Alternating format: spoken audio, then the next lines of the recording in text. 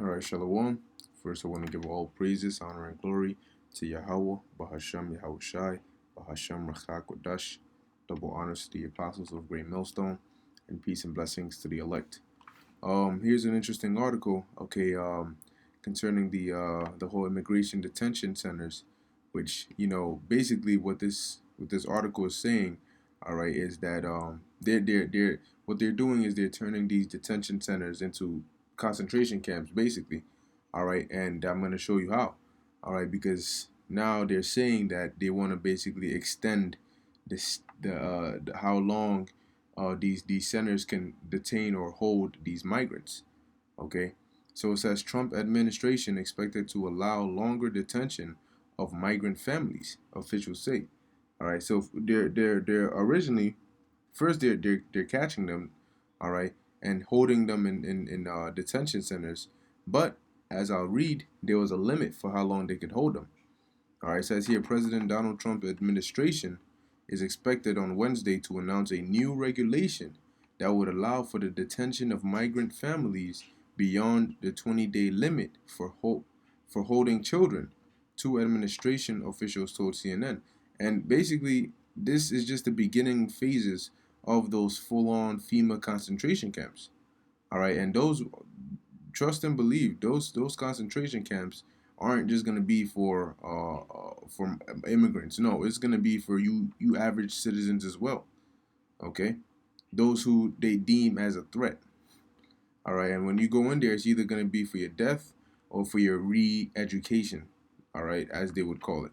So it says the regulation seeks to replace the so-called Flores Settlement Agreement, which requires that migrant children be not be held in federal custody longer than 20 days. ABC was first to report on the new regulation. A separate administration official says the basic idea is to restore integrity through the process because families could exploit the loophole.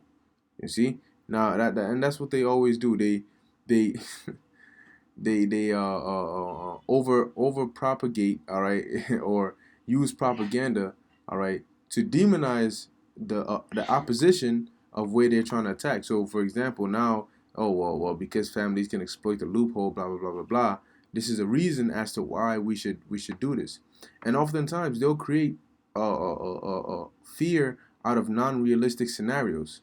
If this was to happen, then this, and that's not even there's like a 1 in 10 chance of that happening, but they'll use that, all right, and the fear that comes from that to control the people, all right, or to sway the minds of the people. So it says here, with the understanding that if they make it to the US as a family unit, they'll be released soon. You see, the officials say that there will be provisions under the rule for parole and bonding out that are very lenient. The families who are not released will be held at family residential centers run by immigrations and customs enforcement throughout the parents' immigration proceedings.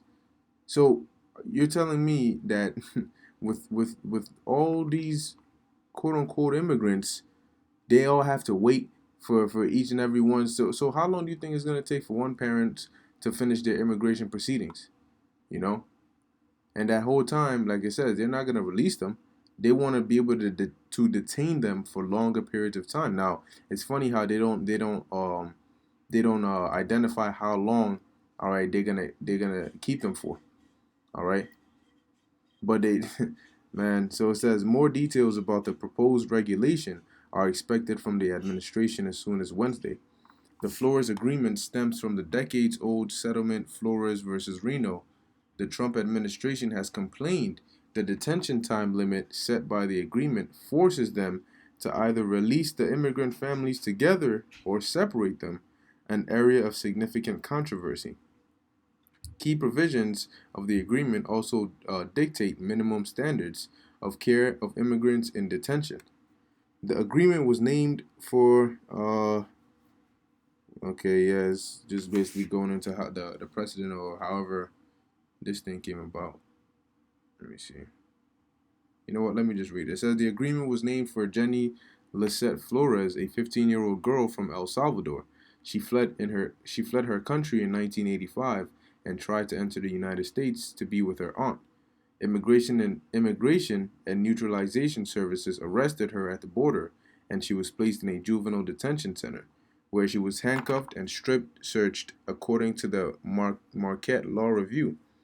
The INS, Immigration Neutralization Services, refused to grant her aunt custody of Jenny because it wouldn't release minors to third-party adults.